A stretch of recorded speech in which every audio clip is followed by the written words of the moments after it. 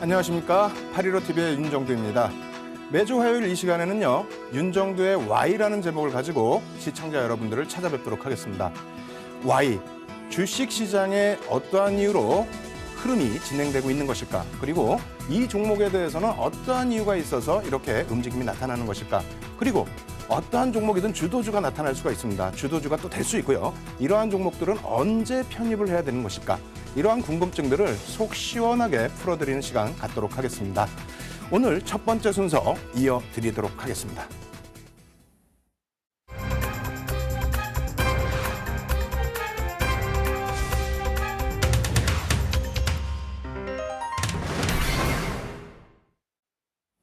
첫 번째 순서는요, 주식시장은 왜? 이러한 제목을 선정을 해봤습니다. 많은 분들이 지금 시장 상황에서 좀 힘들어하시고 계시는 것이 사실이죠. 국내 월봉 차트를 놓고 보면서 짤막하게 먼저 설명을 드려보도록 하겠습니다. 자, 월봉 차트 놓고 보시게 되면요, 우리가 지금 현재 이 구간에 놓여져 있습니다. 어찌 본다면 월봉의 기준이기 때문에 횡보 양상을 나타내고 있는 구간입니다. 그래서 힘들어 하시면 안 될 수 있는 그런 구간인데 여러분들께서 많이 힘들어 하시죠. 그러한 이유가 뭘까요? 불확실성 때문에 그렇습니다.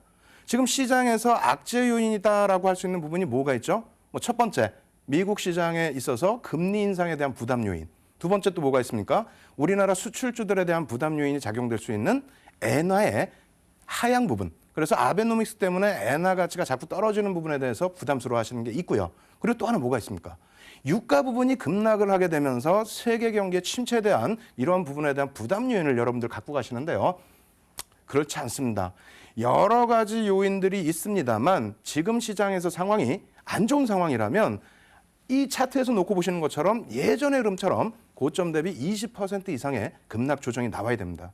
지금 부분은 견딜 수 있는 부분이다. 이렇게 말씀드리겠고요. 오늘 기준에서는 한 가지만 속 시원하게 풀어드리도록 하겠습니다. 유가 부분 풀어드릴 텐데요. 그에 앞서서 잠시 중국 시장만 잠시 지켜보도록 하겠습니다. 중국 시장 한번 살펴보게 되면요. 지금 차트 나와 있죠. 2007년도 고점 라인까지만 제가 가지고 나왔습니다. 그러한 이유는 이 이후부터는 HTS상에서 여러분들 잘 아시고 계실 텐데 여기 보시면은요. 가장 중요한 부분이 이 부분이라고 생각을 하고 있어요. 2005년도 중반에 5월 달에 중국 증시는 바닥을 찍고 대세 상승 랠리가 나옵니다. 다시 말씀드려서 우리나라 증시하고는 전혀 상관이 없다는 거예요. 무슨 얘기냐면요. 우리나라 증시는 2003년에 바닥을 찍고 돌려 세웠다는 겁니다. 또 한 가지는요. 중국 증시가 급등한 배경에 이유가 있는데요. 글로벌 시장의 흐름이 아닙니다. 또 중국 경기가 급격히 좋아져서가 아니고요. 중국 시장에 있어서는 재분배라든가 부의 재분배라든가 그리고 정부 정책에 의해서 많이 움직였다. 그래서 결론적으로 짧게 한두 가지만 말씀드릴게요. 이 구간 동안에 어떠한 일이 있었냐면요. 중국의 가계 지출 중에 35%입니다. 잘 들으셔야 돼요. 중국의 가계 지출 중에 35%가 어디로? 주식시장으로 몰렸다는 겁니다. 또 한 가지가 있습니다. 중국 인구 어마어마하게 많긴 합니다만 1억 9천만 명이라는 사람들이, 그래서 1억 9천만 계좌가 언제? 2007년도에 형성이 됐습니다.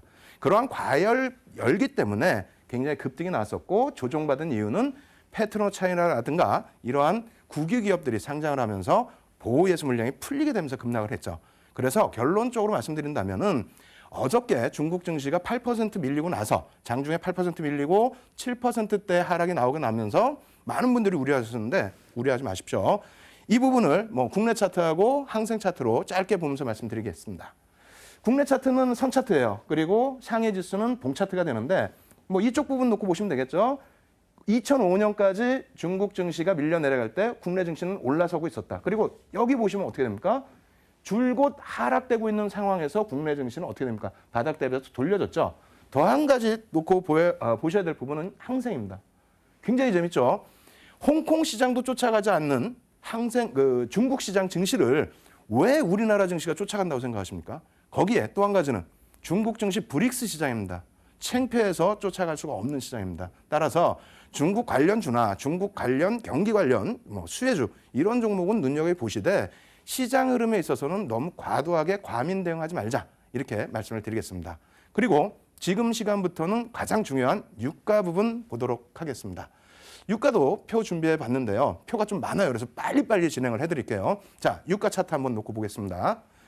WTI 현물 월봉입니다. 이거 참 웃기지 않습니까? 우리나라는 WTI 안 씁니다. 지금 유가 부분은 브렌트유가 있고요. 그다음 서부 텍사스 중진유가 있고 그리고 우리가 쓰는 두바이유가 있죠. 근데 우리가 흔히 분석할 때는 어찌됐건 WTI를 분석을 하는데요. 이런 급락이 나오다 보니까 경기 침체에 대한 우려감 이런 모든 부분 때문에 굉장히 심각해하고 있습니다. 파워포인트 빨리 넘기면서 보여드릴게요. 이건 뭐냐면요. 1차 에너지, 그러니까 석유가 차지하는 비중 나타내고 있는데요. 점점 낮아지고 있죠. 선진화되면서 우리나라 같은 경우도 석유에 대한 의존도가 낮아지고 있고요. 두 번째는 전체적인 흐름입니다. 에너지 집약도 변화 추구에 있어서 석유 부분이 차지하고 있는 비중이 상당히 지금 낮아지고 있다. 세 번째 부분입니다. 이건 좀 차트가 어려우실 수가 있는데 1차 오일 쇼크 당시와 2차 오일 쇼크 당시가 분홍 색깔로 칠한 부분이고요. 그리고 국내 시장에 있어서 뭐 글로벌 시장 마찬가지가 되겠죠. 유가 부분이 다시 100달러로 치솟아 올라왔던 이 부분인데 어떻게 돼 있습니까? 앞부분에 있어서는 굉장히 큰 물가 상승률이 나타났다 할지라도 후반부에 있어서는 영향력을 가지지 못한다. 마찬가지예요. 이 부분도 CPI, 인플레이션에 대한 연구 부분인데 우리가 우려했었던 1차 오일 쇼크, 2차 오일 쇼크 당시 대비해서는 문제가 없었다. 아니 왜 전문가님 지금 유가가 급락하고 있는데 이러한 부분을 놓고 설명을 합니까? 거꾸로 설명하는 거 아닙니까? 이렇게 말씀하실 수가 있을 거예요.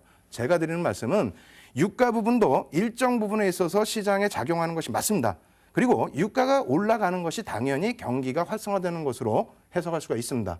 다만 유가가 급등을 했다고 해서 주식시장이 폭등을 한다든가 유가가 급락을 했다고 해서 주식시장이 무너져 내리지 않는다는 것을 역설적으로 보여드린 거예요. 그래서 조금 딱딱하다고 하면 한 가지 또 재밌는 자료 놓고 보여드리겠습니다.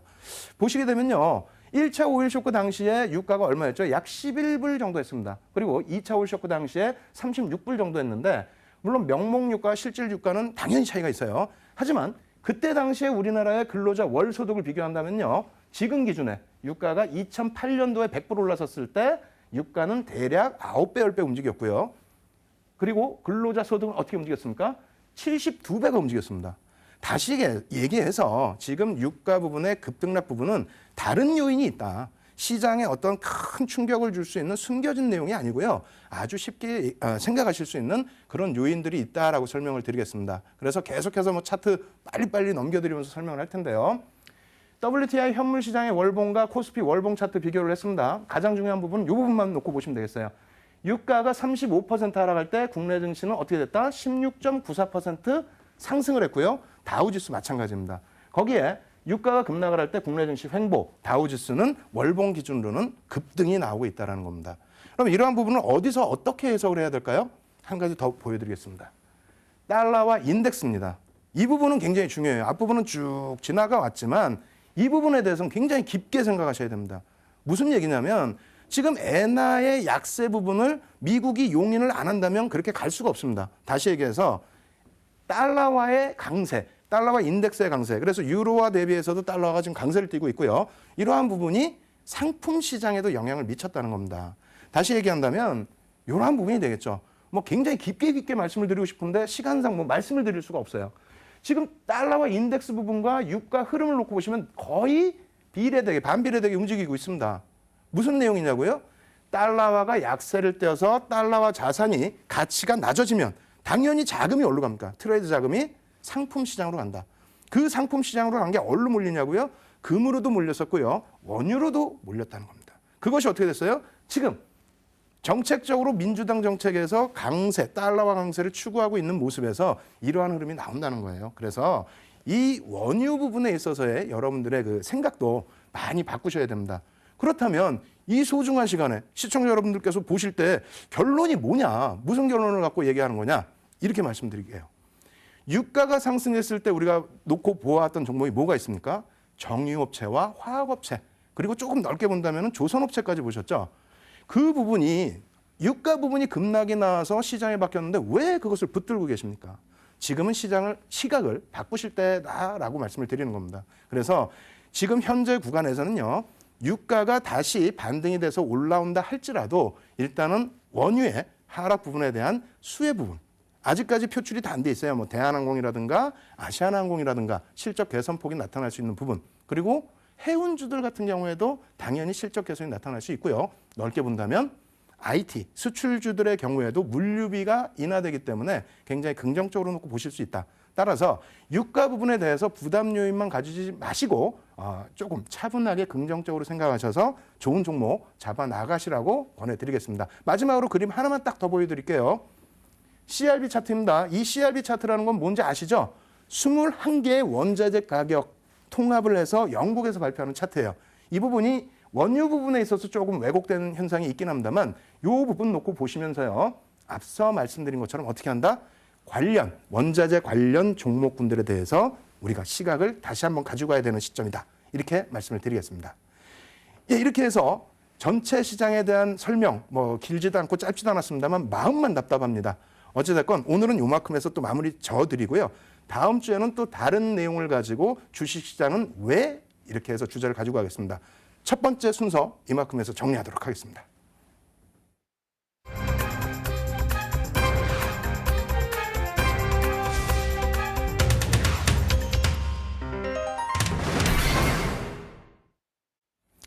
예, 시장도 굉장히 궁금하시겠지만 종목에 대한 궁금증도 여러분들 결코 떨쳐버리실 수가 없죠. 그래서 준비했습니다. 이 종목은 왜? 앞으로 매주 이 시간을 통해서 특징적인 종목군들을 잡아서 보여드릴 거예요. 그런데 여러분들이 잘 생각하셔야 될 부분이 그 종목에 대한 추천 아닙니다. 여러분들이 낚시하시는 방법, 그 방법을 배우시라고 말씀드리는 거예요. 그렇다면 기술적 분석이냐? 그것도 아닙니다.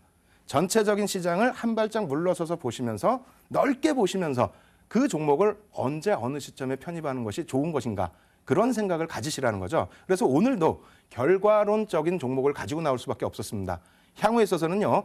오늘 종목 보시고 나서 이후에 이러한 종목이 있다면 꼭 편입을 하셔서 향후 5년, 10년 동안 충분하게 수익을 올리시기 바랍니다. 오늘 준비한 종목은요. 종목 알려드리면 현대글로비스입니다.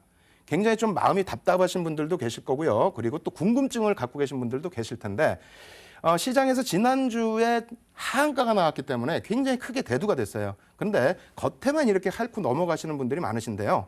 현대글로비스 내용을 깊게 들어가서 보시게 되면요. 어떤 결과가 나올 수 있다고요? 향후 5년 이상을 편안하게 수익을 올리실 수 있는 방법을 분명하게 캐치하실 수 있습니다. 먼저 표를 놓고 보면서 현대글로비스의 문제점 부분도 먼저 찾아보도록 하겠습니다. 지금 현대글로비스의 주식 지분이 정의선 부회장 쪽에 31.88% 굉장히 많이 몰려있죠. 다 아시는 내용일 거예요. 그리고 정몽구 회장이 갖고 계시고 일정 부분은 예전에 정리를 해서 사회 환원을 하셨죠. 이 부분에 대해서 문제되는 부분은 뭐죠? 맞습니다. 경영권 승계 작업이에요. 굉장히 큰 부분인데요. 경영권 승계 작업에 대한 현대글로비스의 히스토리가 있습니다. 알고 계신가요? 무려 10년 전부터 시작을 합니다. 칠판에서 잠깐 설명드리도록 하겠습니다. 칠판에서 설명을 드리면 이게 좀 길어질 수도 있는데 어떻게든 짧게 끊어보도록 할게요. 1. 본택이라는 업체가 있었습니다.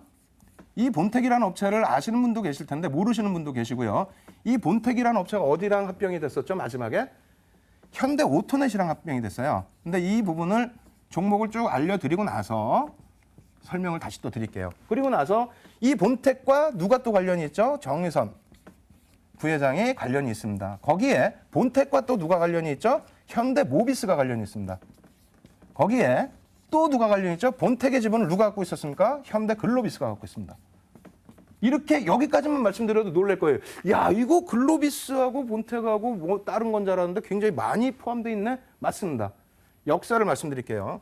이 본택이라는 곳에 또 지분을 정의선 씨가 상당히 많이 갖고 있었어요. 제 기억에는 20%대 이상으로 알고 있는데 그 지분을 갖고 있으면서 현대글로비스의 지분도 정의선 씨가 조금 전에 보셨죠? 상당히 많은 지분을 갖고 있습니다.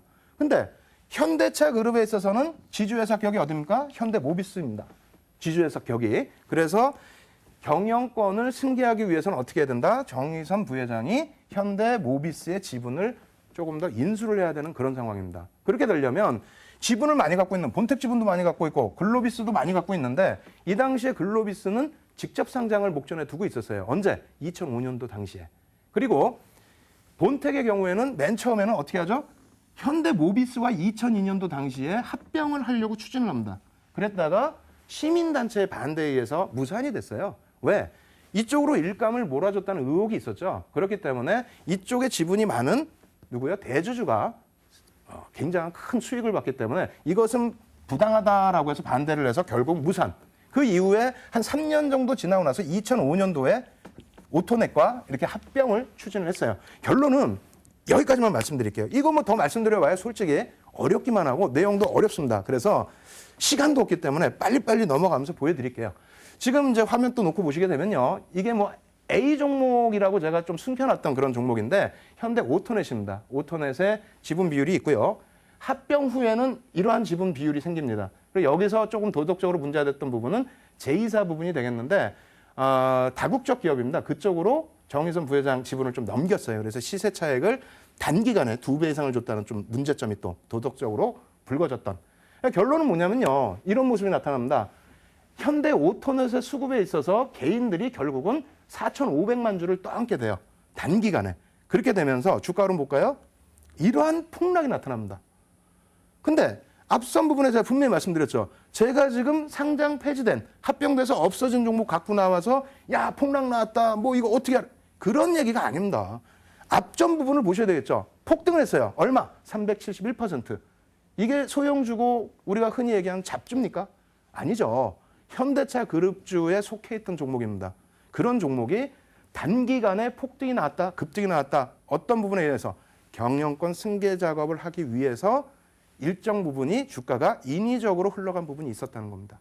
무슨 말씀인지 아시겠어요? 그래서 지금 부분은 이왕 터져진 부분에 대해서 우리가 어렵게 생각하지 마시고 받아들이십시오. 정책적으로 어떻게 할 수 있는 부분이 아니니까 받아들이시고요. 그 다음 수순에 있어서는 어떻게 해야 된다?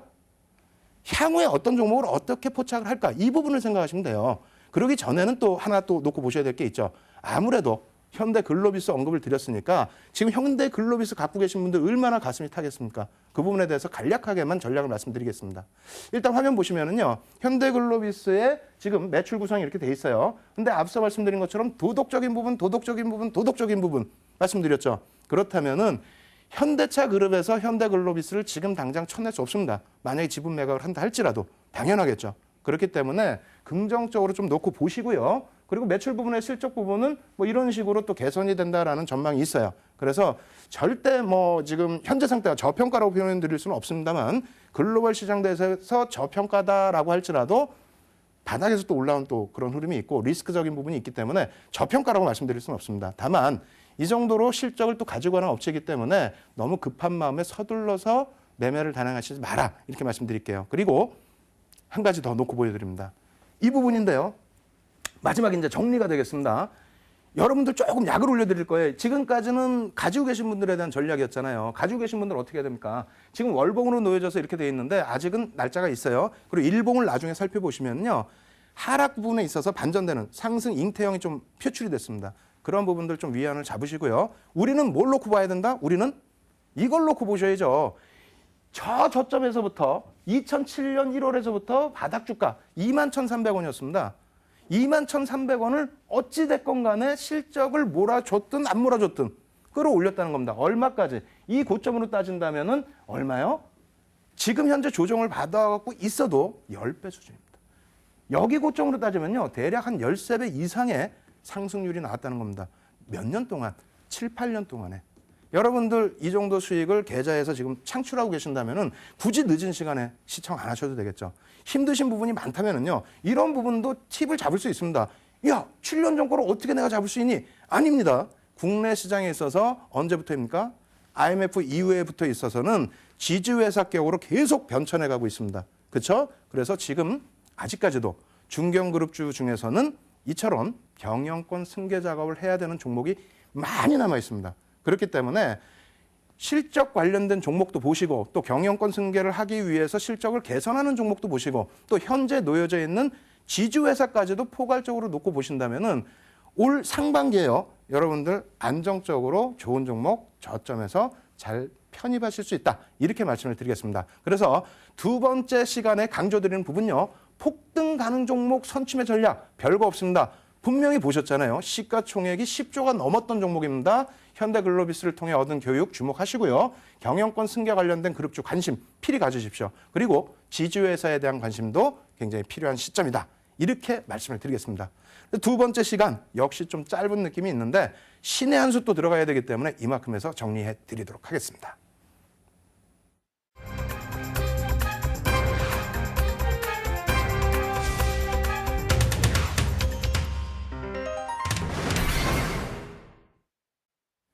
예, 신의 한 수, 예, 굉장히 좀 어찌 보면은 저도 이 단어를 보면서 뭉클한 적이 있었습니다.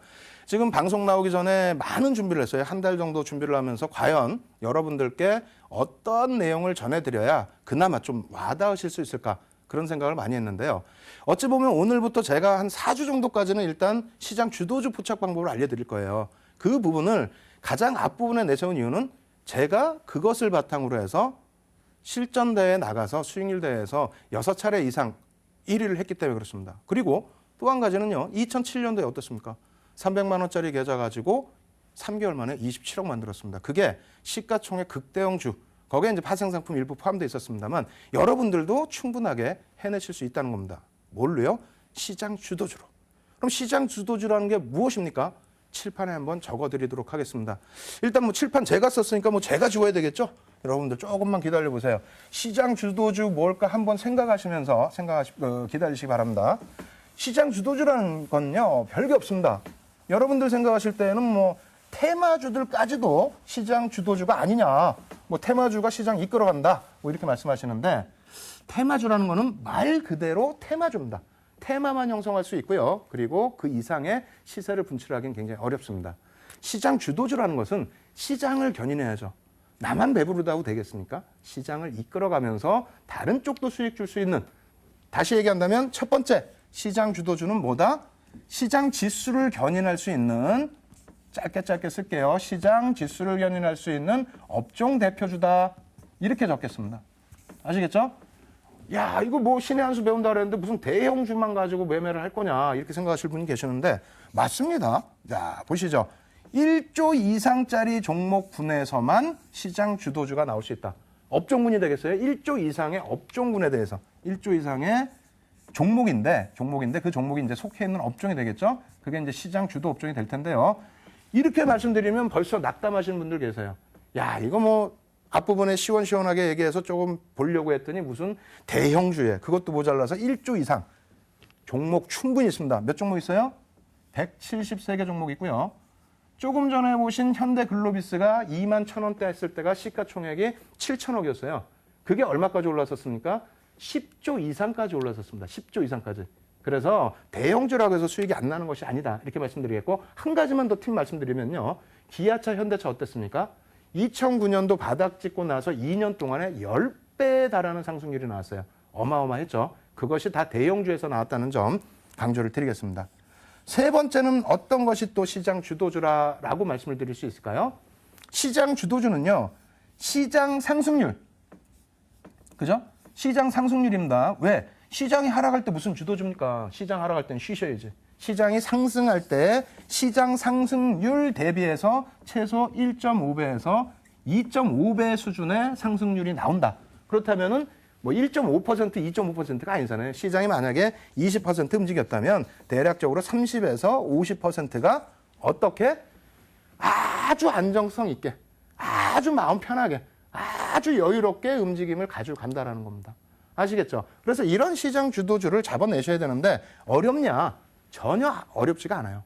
4주 동안의 강의만 좀 잘 들으신다면은 이 종목군들 잡아내는데 전혀 문제가 없습니다. 일단 표를 놓고 보면서 실제 종목이 어떻게 움직였는지 말씀을 드려야만 여러분들도 조금 감각이 살아나시겠죠? 표 준비해 드리도록 하겠습니다.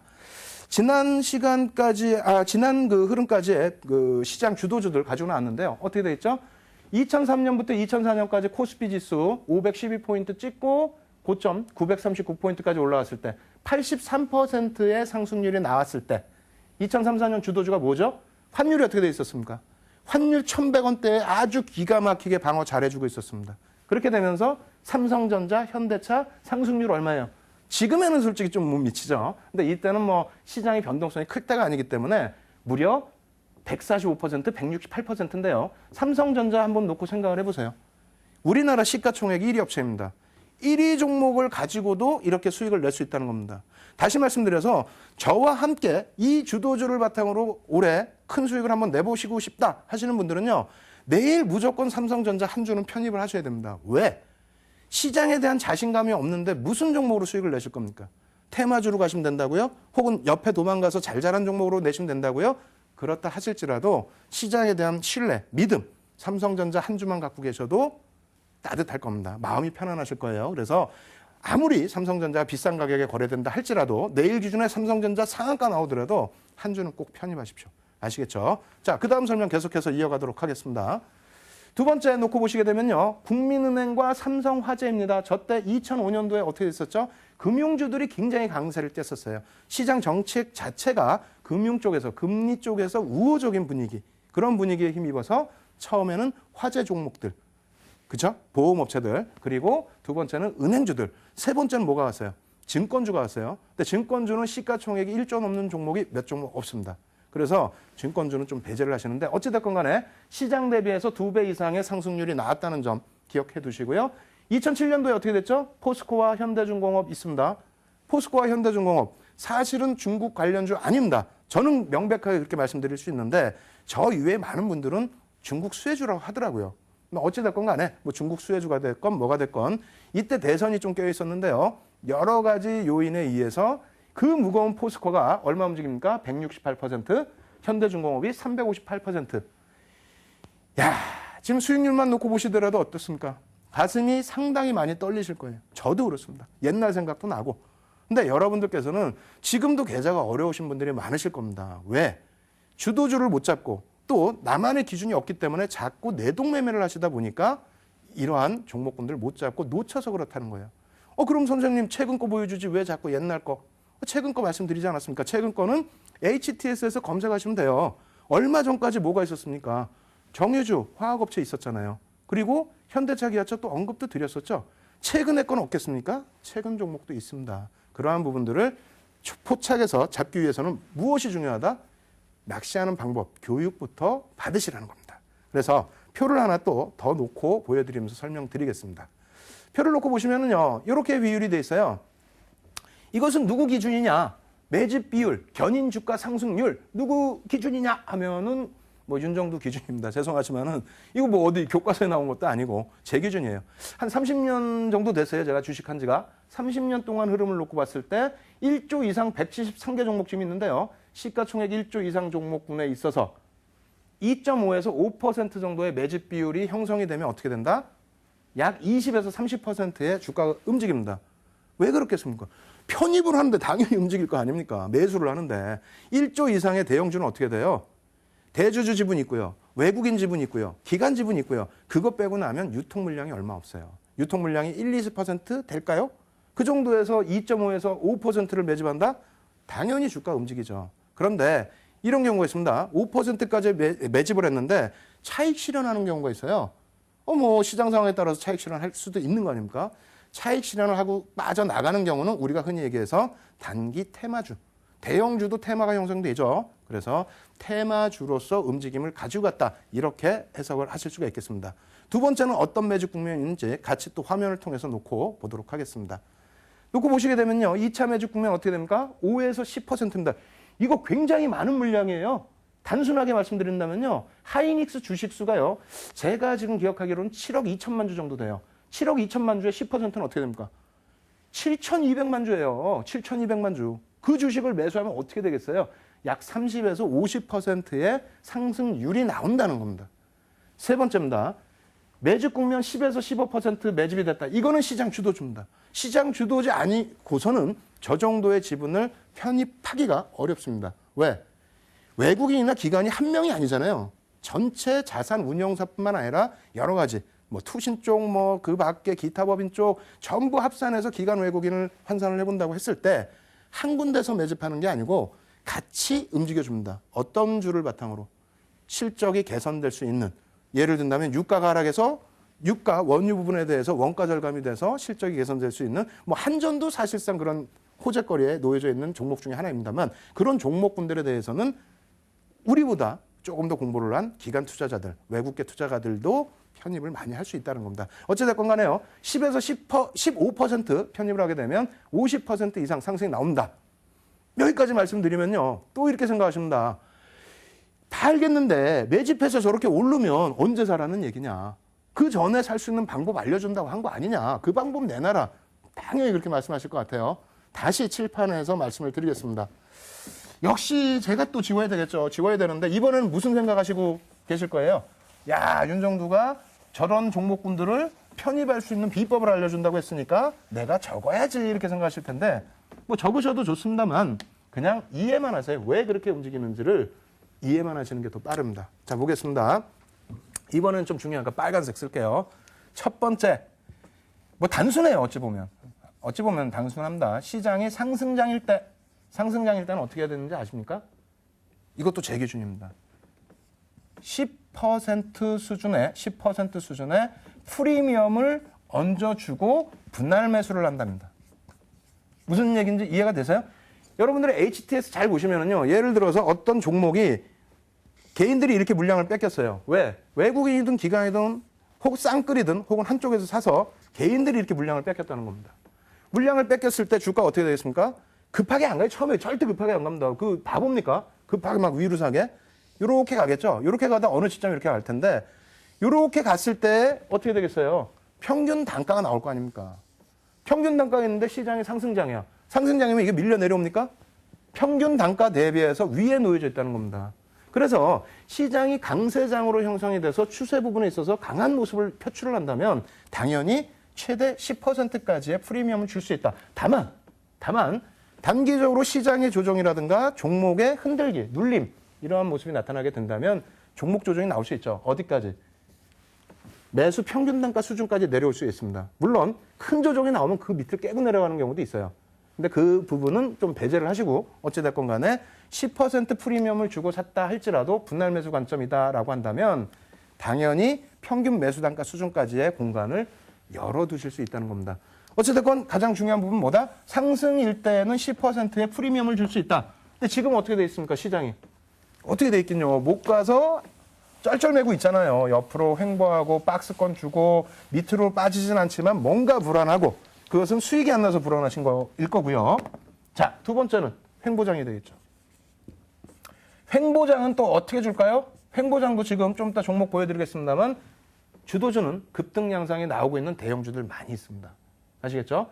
횡보장에서는 그렇다고 해서 쫓아갈 수 있느냐, 프리미엄을 10%씩 줄 수 있느냐, 매집에 따라서는 다르겠습니다. 얼마만큼 매집을 했는지에 따라서는 다르겠습니다만 일단은 가장 중요한 부분은 매집 여부를 떠나서 2.5%에서 5% 이상 1차 매집 국면을 넘긴 종목에 대해서는 그렇다면 어떻게 할까요? 눌림목을 줄 때 사자. 눌림목. 프리미엄은 일정 부분은 조금은 생각을 하는데 눌림목이라는 게 뭡니까? 지지선을 확인하는 것이 아니라 눌림목이라는 것은 저항에 부딪혀서 밀려 내려온다는 게 되겠죠. 그러니까 시장이 이렇게 흘러가고 있는데 아까처럼 물량은 뺏어갔어요. 일정 부분 물량은 뺏어갔어요. 근데 시장이 강하지 못하니까 이런 흐름을 줘요. 그러면 어디서 움직이죠? 이런 부분. 이런 부분에서 눌려줄 때마다. 그래서 바닥까지는 매집이 계속 단행되고 있기 때문에 조금씩 뭐 바닥이 높아지겠죠. 그러다가 어느 시점 튀고 올라갈 거니까요. 그래서 이 완전한 바닥은 사실상 저도 포착하지를 못합니다. 따라서 횡보 국면에 있을 때는 어떻게 된다? 어느 시점 고점에 눌렸을 때에 차익 실현 구간으로 생각하실 필요 없어요. 왜? 이 정도로 개인 물량 뺏어간 종목 팔아서 어떤 종목 사시려고요? 누가 산 종목 사시려고요? 세력, 개인 세력이 산 종목 사시려고요? 안 되겠죠. 따라서 이렇게 눌려질 때는 차익 실현이 아니고 분할 매수 생각을 하셨기 때문에 눌림목마다 횡보장에서는 편입을 한다. 이렇게 말씀을 드릴게요. 단순하죠? 간단할 거예요. 간단하니까 너무 지루하실 수 있는데 그럼 세 번째까지만 말씀드리고 실전 차트 한번 보여드리도록 하겠습니다. 세 번째. 제가 생각할 때 이게 가장 중요하고 이 부분만 잘 포착하시면 역시 마찬가지로 얼마 동안 수익을 낼 수 있다? 제가 아까 하나 빼먹은 게 있어요. 시장 주도주는 3개월짜리 이건 테마입니다. 시장 주도주라는 것은 최소 9개월에서 최장 2년까지도 갑니다. 왜? 시장에서 주도 업종으로 부각이 되는 거기 때문에 그 업황이 부각돼서 움직인다는 거예요. 이해되세요? 그렇기 때문에 한두 달, 세 달이 아니에요. 최소 9개월에서 2년 정도까지의 시장에서의 업황리 호황세가 나타난다. 그래서 주도주로 부각된다. 이렇게 말씀드립니다. 따라서 세 번째 부분은 하락장의 기준. 업황은 호황이다 할지라도 전체 장세가 갑자기 급락이 나타나는 경우도 있습니다. 혹은 눌림목이 아니라 흔들기가 강하게 나타날 수도 있어요. 그래서 이러한 부분이 되겠죠. 매집을 단행했는데 시장이 움직이다가 갑자기 급락이 나오던가 혹은 이렇게 가다가 뭐 이렇게 꺾인다든가 분명히 있습니다. 제가 거짓말을 하는 게 아니라 진짜로 있어요. 그래서 이런 국면에서는 어떻게 본다? 지금 시장이 불안하시다면 종목 편입 멈추십시오. 그러다가 기다리고 계시다가 내가 보는 방향으로 시장이 빠진다. 그러면 종목도 분명히 밀립니다. 어떻게? 매집한 물량이 대량으로 나오는 것이 아니라 찔끔 나오던가 혹은 나오지 않는 선에서 주가가 밀립니다. 어디까지? 평균 단가 수준까지 밀립니다. 평균 단가 수준 이하로 주가가 밀렸다? 땡큐죠. 하나님 감사합니다 하고 매수하셔야죠. 왜? 윤정두보다도 똑똑하고 윤정두보다도 공부를 많이 한 외국계 투자가들, 국내 투자가분들, 우리나라 증권회사 뭐 객장에 계신 분들도 마찬가지고요. 공부 안 하신 분들 안 계세요. 특히 운영사에 계신 분들은 공부 어마어마하게 합니다. 그런 분들이 좋다라고 편입한 종목의 평균 단가가 일시적인 조정에 의해서 무너져 내려왔다? 근데 보니까 매도한 물량도 없이 빠졌다? 어떻게 해야 됩니까? 당연히 그런 종목은 관심권에 놓아두시고 편입을 하셔야 된다는 겁니다. 다시 표를 놓고 보면서 설명을 빨리빨리 진행해 보도록 하겠습니다. 먼저 첫 번째 표 놓고 보여드릴 텐데요. 10조 이상짜리 종목, 5조 이상짜리 종목, 2조 이상짜리 뭐 쭉 했습니다. 결론은 뭐 몇 개요? 174개의 종목이 있다. 이 중에서는 우리가 충분히 들어갈 종목들이 많다. 이렇게 말씀드리겠고요. 실전 차트 이제 보여드리면서 설명을 드리도록 하겠습니다. 오늘 실전 부분을 몇 개나 보여드릴 수 있을지 잘 모르겠습니다만 일부러 또 옛날 거 갖고 왔어요. 2006년부터 2007년 거까지 갖고 왔습니다. 최근 것도 뒷부분에 또 보여드릴게요. 이 구간에 있어서 2006년 7월 31일부터 2007년 5월 16일까지 어찌 보면 1년이기 때문에 길다 하실 수 있는데 그럼 끝자락에 들어가시면 돼요. 매집 끝자락에. 그래서 개인 투자자 지분을 얼마? 730만 주. 동국제강이 당시에 상장 주식수가 6천만 주 정도 됐어요. 5,500만 주, 6천만 주 이 정도 됐는데 거기에서 730만 주, 약 12%를 약탈을 해갔습니다. 그럼 주가 흐름이 어떻게 나올까요? 당연히 폭등 나오겠죠. 예? 어떻게 됐어요? 매주 평균 단가 23,000원에서 25,000원. 지금은 HTS에서 매주 평균 단가 추정치까지 나와요. 저처럼 막 계산을 안 해도 됩니다. 그래서 이 정도의 매집 단가가 형성됐는데 결론은 어떻게 됩니까? 시장 지수 흐름이고요. 종목은 쭉 올라서서 얼마까지? 7월 고점 기준은 15,000원 상승해서 60%의 상승, 10월 고점 기준은 180%의 상승이 나옵니다. 뭐 이 정도 수익률이 뭐 방송에서 말씀드릴 때 적다라고 느끼시는 분들도 계실 수 있을 거예요. 뭐 좀 소형주들을 움직이는 폭 놓고 보신다면요. 하지만 시가총액 말씀드렸죠. 6천만 주라고 기준 잡으면 6만 원이면 얼마입니까? 3조 6천억입니다. 그런 종목이 이렇게 움직였다? 굉장한 겁니다. 마음 편안하시잖아요. 그리고 캔들 모양 놓고 봤을 때 물론 이런 부분에서 차익 실현하거나 정리를 하셔야 될 구간은 형성돼 있긴 합니다만 대부분의 구간에서는 편안하게 가실 수 있는 그런 흐름이 나왔습니다. 그럼 여기서 중요한 게 또 뭐죠? 어디서 편입하냐고요. 올라간 건 알았는데 어디서 편입하냐고 지금 따지실 거 아닙니까? 그죠? 그럼 다시 한번 잘 보세요. 제가 왜 이거 원을 왜 동그라미 쳐드렸겠어요? 이거 아무 데나 이렇게 원 동그라미 쳐놓으면 저희 연구원들 저한테 엄청나게 혼납니다. 하루에 3시간도 못 자고 동그라미 쳐놨는데 또 깨지면 안 되겠죠, 저한테. 쳐놓은 이유가 있습니다. 잘 보세요. 지금 시장에서 이 부분은 종가선 차트인데요. 상승 구간이고요. 상승 구간이에요. 근데 동국제강 같은 경우에 주봉인데 횡보 구간으로 놓여져 있죠. 이 일봉으로 다시 보여드릴 겁니다. 어떻게 됐는지. 여기 마찬가지입니다. 시장이 약간 하락했는데 장대 음봉이 발생돼요. 위에서 볼 때는 뭐 큰 음봉이 아닌 것 같지만 이 가격대 대비해서는 엄청나게 큰 음봉이 주봉상에 발견이 됐다는 겁니다. 그러면 이 구간에서 왜 우리가 관심을 가져야 되는지 다시 차트 한번 더 놓고 보도록 하겠습니다. 매주 국면의 흐름, 죄송합니다. 유가증권 시장 그 당시의 흐름 다시 한번 확인해드리고 매주 국면의 흐름 보여드릴게요. 아까 말씀드린 첫 번째 동그라미, 두 번째 동그라미입니다. 그래서 시장은 얼마 빠졌어요? 6.2%의 조정이 나왔어요. 좀 많이 나왔죠. 이때 기억나십니까? 무슨 조정인지? 세제 부분에 대해서 악재가 있었어요. 그래서 단기 급락했다가 지금 뭐 고인이 되셨지만 노무현 대통령께서 직접 담화를 발표하셨죠. 세제 부분에 그런 문제 없다라고 해서 시장이 다시 안정을 찾았고요. 그리고 나서 이때 부분입니다. 이때는 약 1.3% 상승 구간이었는데 특징적으로 말씀드린 이유는 저 당시에 동국제강의 흐름이 이렇게 흘러갔다는 겁니다. 지금 뭐 보시게 되면요. 어떻게 돼 있습니까? 350만 주, 약 6% 정도의 매집이 단행돼 있어요. 그렇게 되면 어떻게 돼요? 1차 매집 구간이잖아요. 1차 매집 구간이어서 주가가 어떻게 됩니까? 급격히 올라섰습니다. 급격히. 그러다가 연초 부분에 있어서 시장 몇 프로 빠졌다고요? 6% 빠질 때 이러한 매집 종목이 17.6% 하락했다는 거예요. 지분은 어느 정도 변동됐는지 조금 이따가 보여드릴게요. 그리고 나서 여기는 어떻게 됩니까? 여기는. 지금 시장은 1% 올라갔는데 9.3% 하락을 했어요. 왜? 두 구간에 대한 악재가 있습니다. 어떤 악재요? 이때만 하더라도 중국 수에 이런 언급이 별로 없었어요. 왜? 중국 시장이 2005년 바닥 찍고 폭등 나오기 직전입니다. 7월이면. 그래서 이 구간에서는 국내 증시 악재도 있었고요. 뭐 중국발 악재 요인, 중국강 철강주들의 저가 덤핑 물량들이 들어올 수 있다라든가 이런 악재 요인 때문에 한 번 더 눌러버렸고요. 여기서도 마찬가지입니다. 중국 관련해서 뭐 중국의 경기가 어쩌고 저쩌고 결론적으로 눌러진 흐름이 되는데 다시 보겠습니다. 맨 첫 화면에 보여드렸던 화면인데 그때는 잘 못 보셨죠. 빨리 넘겨드려서 놓고 보시면 어떻게 됩니까? 요 구간입니다. 시장이 6% 조정받고 동국제강이 17%든가요? 그 정도 조정받을 때 외국인들 기관들이 개인에게 넘긴 물량 얼마요? 6% 매집한 이후에 1.2에서 1.5% 떠넘기고 그냥 평균 단가 이하로 끌고 내려갔다는 거예요. 무시무시하게. 그러고 나서 어떻게 됩니까? 여기서요. 추가적으로 더 사요.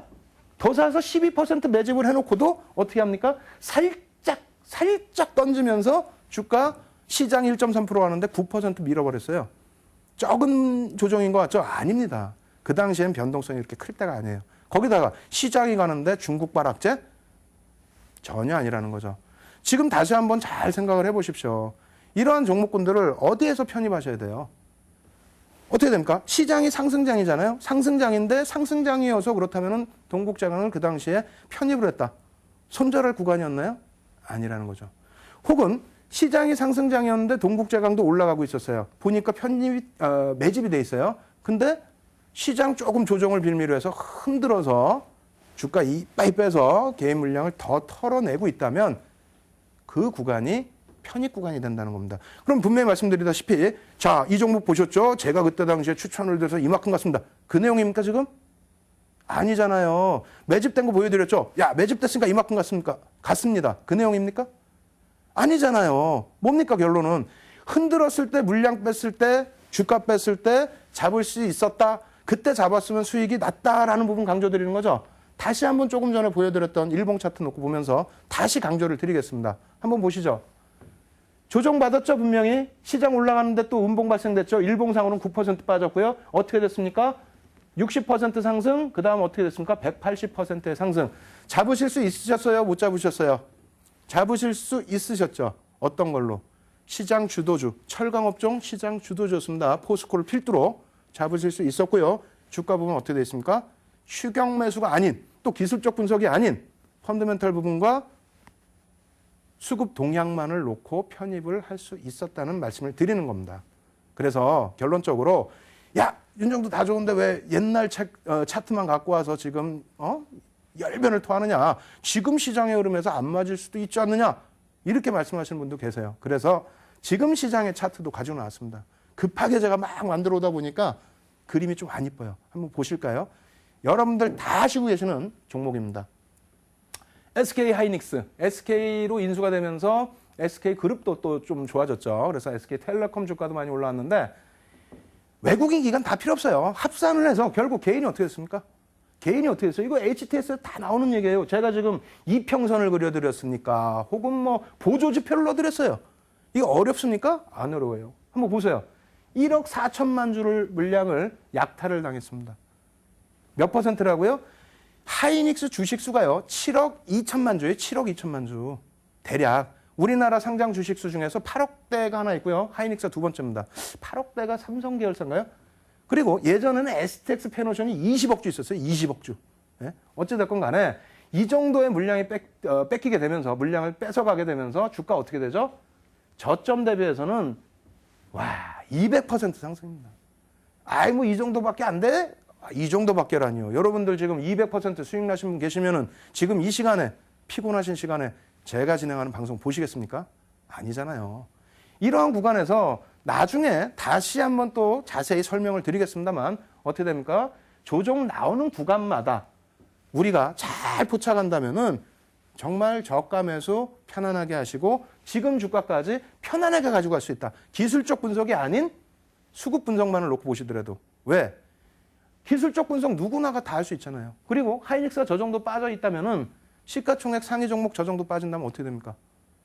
국내 증시 조정 나왔다는 거예요. 안 그렇겠어요? 당연히 조정이 있어서 동반 조정. 그렇다면 어떻게? 편입 구간 선정. 종목 2개만 딱 더 놓고 보여드리고요. 마지막 정리해드리도록 하겠습니다. 자, 최근 종목 하다 보니까 또 가지고 나와봤습니다. 삼성화재. 야, 너는 왜 맨날 이렇게 무거운 것만 갖고 오니? 무거운 거 갖고 와도 수익이 나면 됐잖아요. 75%. 여기는 조금 아쉬운 게 130만 주 약 2.5%뿐이 안 뺏겼다라는 건데 원체 삼성화재의 지분이 대주주 지분, 또 외국계 지분, 기관 지분이 많습니다. 유통 물량이 작아요. 그러한 부분의 팁도 다음번에는 더 깊이 들어가서 여러분들께 설명을 드리도록 하겠습니다. 그리고 대상이라는 종목이에요. 대상이라는 종목. 사실은 대상이 출발할 때 시가총액이 월등히 높지는 않았기 때문에 망설였습니다. 다만 그래도 섹시한 종목이 하나쯤 있어야 여러분들이 관심을 가지실 수 있을 것 같아서 제가 1조 이상만 말씀드렸습니다만 실질적으로는 시가총액 1조 미만도 대응이 되겠죠. 어찌됐건 대상이라는 종목, 이 종목에 어떻게 돼 있어요? 19% 약탈입니다, 이거. 예? 급격하게 물량 뺏어갔죠? 그 이후에 주가 등락은 굉장히 커져 있습니다. 물론 단기간에 지금 조정폭을 받고 있어서 많은 분들이 야, 내 종목 지금 빠지고 있는데 왜 갖고 왔니? 왜 빠지겠습니까? 이런 때 못 잡으시고 이럴 때에 낙폭과대라고 들어가세요. 이럴 때가 기준이 뭐라고요? 주가가 빠져서가 아니라 지분을 돌려놓고 있을 때, 개인이 떠안고 있을 때 기준을 잡아드리는 겁니다. 아시겠죠? 그래서 마지막 정리를 칠판을 통해서 짧게만 한번 해드리도록 하겠습니다. 지금 또 한 번 또 지우는데요. 자, 이렇게 해놓고 보시죠. 자, 1번. 지금까지 설명할 때 여러분들이 제가 강조한 게 있을 겁니다. 퍼센테이지 기준을 강조했다라는 거. 무슨 말씀인지 아시겠어요? 주식은요. 내가 편입한 종목에 대해서는 그 주식수를 알아야 돼요. 그 종목의 주식수. 예? 하이닉스가 7억 2천만 주인데 하루에 외국인이 100만 주 샀다. 그럼 어떻게 됩니까? 어떻게 돼요? 이게 몇 퍼센트예요? 0.15%뿐이 안 돼요. 0.15. 아시겠죠? 글로비스라는 종목 아까 말씀드렸는데 3,500만 주짜리예요.